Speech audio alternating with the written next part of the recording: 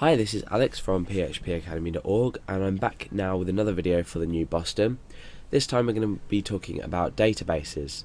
Now in this video I'm not going to teach you how to set up a database, how to write data to, etc, but we're just going to talk about why a database is important in most real life application situations. And we're also going to be talking about a bit about the MySQL database.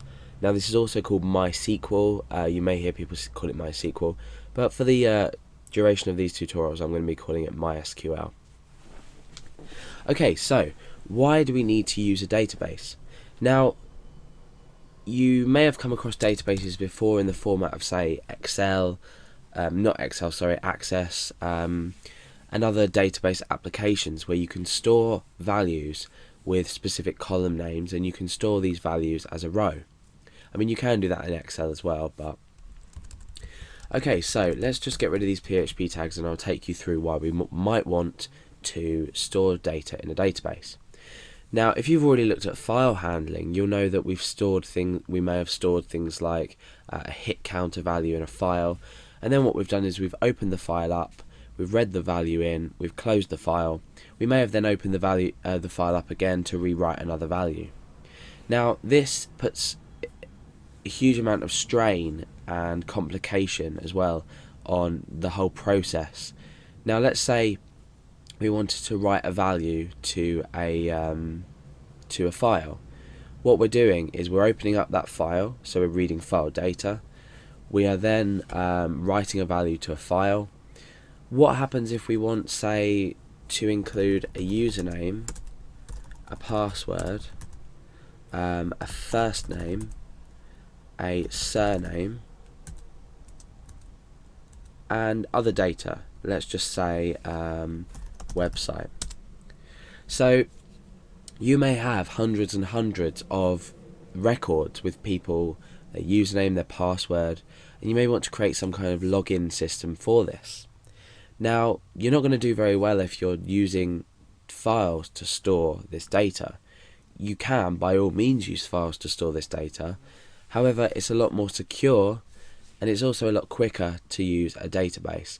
And in this case, we're going to be using MySQL because it is one of the fastest databases available to use.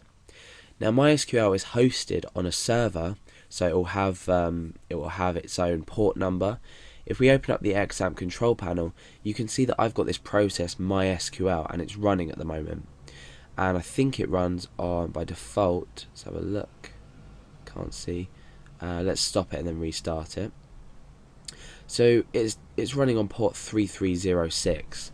Now, from PHP, you don't need to worry about this too much.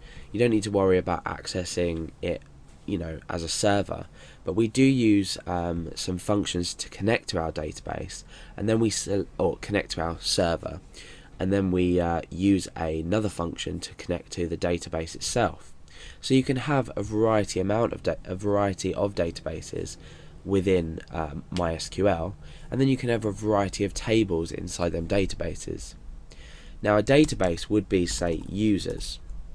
So this is my users database here. I've got username, so I'm going to say Alex. Password, I'm going to put pass123. First name is Alex, surname is Garrett, and website phpacademy.org. So I've already put one record in for myself. Now this table we're looking at here, this is going to be a table, could contain other data. So we could say Billy, again the password might be pass456, Billy, Garrett, and we might not have a website. So we are storing essentially data in this way. Now the way we can access this is we can select our table. What we can then do, so this is our table. Our database name, we'll just say table users. Our database name might be called PHP Academy, for example, and our table might be called users. So now what we can do is, let's say we've stored, we're storing users. We can do this on the fly. But what we can do now is we can select different values.